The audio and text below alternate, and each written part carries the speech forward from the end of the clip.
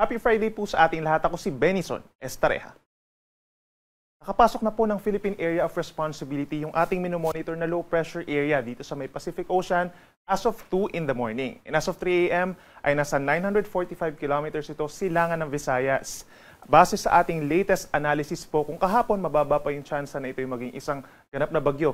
Ngayon ay moderate na po yung tsansa or may katamtamang tsansa na ito yung maging isang ganap na bagyo sa loob po ng 24 oras. So ibig sabihin po, kung sakasakaling maging isang ganap na bagyo or tropical depression ito, bukas or sa Sunday, ay papangalanan po natin ito na Auring or yung magiging unang bagyo for this month of June and even for the year 2025. Ang nakikita nating scenario for today, for this low pressure area, lalapit ito dito po sa may bahagi ng Bicol Region and Eastern Visayas. Then over the weekend po, nakikita natin na halos malapit na ito sa kalupaan po ng Bicol and Eastern Visayas pagsapit po ng weekend. So possible pang mabago yung scenario na nakikita natin for this weather disturbance. Pero ang sure po tayo, magpapaulan ito in many areas of Bicol Region, Visayas and Caraga Region. At habang lumalapit ito sa ating kalupaan, malalakasin po nito yung habagat or southwest monsoon, hindi lang dito sa Luzon, kundi maging dito rin po sa may western portions of Visayas and Mindanao. Ngayong araw po, dahil sa epekto ng southwest monsoon and trough of the low pressure area, mataas ang tsansa ng ulan sa may Metro Manila, Calabarzon, Bicol Region, and Mimaropa. Light to moderate rains po tayo at minsan malalakas, lalo na dito sa may Oriental Mindoro and Occidental Mindoro, kaya't mag-ingat po sa banta ng mga pagbaha at pagguho ng lupa. Habang dito naman sa may Northern and Central Luzon, partly cloudy to cloudy skies po tayo, may tsansa pa rin po ng mga pulupulong mga paulan at pagkitlat pagkulog. Dulot po yan ng habagat at wala namang kinalaman doon sa low pressure area. For Metro Manila, mataas ang tsansa ng pag-ulan pagsapit ng hapon at hanggang gabi at ang temperatura 26 to 32 degrees, habang sa Baguio naman 17 to 23 degrees Celsius. Sa ating mga kababayan po dito sa Palawan, Visayas and Mindanao, magbaon po ng payong for today. Aasahan din po ang mataas sa tsansa ng mga pag-ulan at mga thunderstorms dahil sa pinagsamang epekto po ng low pressure area plus the southwest monsoon.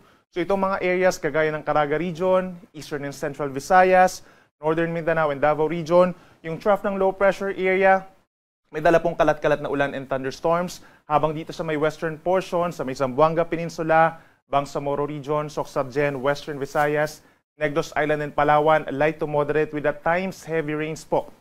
Lalo na sa may Antique and Palawan, dulot ng habagat, kaya't mag-ingat din po sa banta ng baha at pagguho ng lupa. Temperatura natin sa may Puerto Princesa, Metro Cebu, gayon din sa may Zamboanga City and Davao City between 26 hanggang 32 degrees Celsius.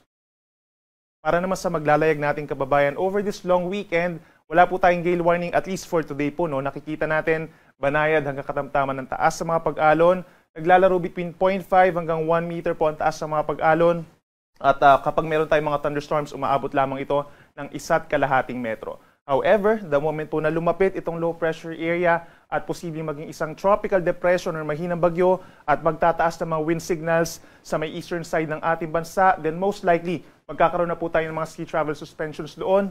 Kaya laging tumutok po sa ating mga updates. And at the same time, habang lumalapit ito sa ating kalupaan, nag-enhance po ito ng hanging habagat or southwest monsoon. Kaya posibleng malaki rin ang mga pag-alon, pagsapit ng weekend hanggang early next week, dito po sa may Western Visayas, Mimaropa Region, and dito rin sa may Zamboanga Peninsula. At para naman po sa ating forecast rainfall for the next 2 days pa, bukas meron tayong epekto po ng southwest monsoon na magdadala ng 50 to 100 millimeters sa dami ng ulan sa may western sections. Ibig sabihin po niyan nasa 4 hanggang 8 timbang tubig po, no, ang dami na ibubuhos ng ulan. Usually po yung katamtamang laki po ng timba, nasa 4 po hanggang 8 timbang ganon. Ibubuhos po sa 1 square meter na lupain sa loob po ng 24 oras. Ganun po karami ang 50 to 100 millimeters sa dami ng ulan. Kabilang na dyan ang Palawan, Antique, dito rin po sa may Iloilo, Guimaras, Negros Occidental, Negros Oriental, pababa po ng Zamboanga del Norte. Habang yung low pressure area, may epekto na rin po bukas directly sa ating mga kababayan sa Catanduanes, Albay, Sorsogon, and Northern Samar. Then pagsapit po ng Sunday, that's June 8, magpapatuloy pa rin yung mga epekto ng habagat and low pressure area. Mas dadami po yung mga lugar, halos buong Western Visayas and Negros Island Region. Meron tayong mga moderate to heavy with at times intense rains. Ganyan din sa halos buong Mimaropa. Even dito sa may Zamboanga del Norte, magpapatuloy yung paulan pagsapit ng Sunday at sa lalawigan po ng Batangas. Habang dito naman sa may Camarines Provinces and Catanduanes, may direktang epekto po ng low pressure area. In the coming days, posible pang mabago itong nakikita nating forecast rainfall po na mapa.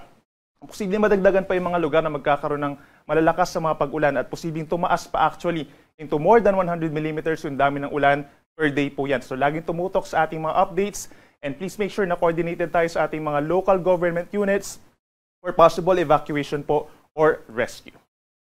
Samantala, for the next 4 days or hanggang sa Tuesday, mataas din ang tsansa ng ulan sa Metro Manila, natitirang bahagi ng Southern Luzon and Visayas, Central Luzon at sa Northern and Western portions pa of Mindanao. Kaya mag-ingat po sa mga pantanang baha at lagi magdala po ng payong kung lalabas ng bahay. Ang ating sunrise is 5:26 in the morning at ang sunset ay 6:24 ng gabi. Yan muna ang latest mula dito sa Weather Forecasting Center ng Pag-asa.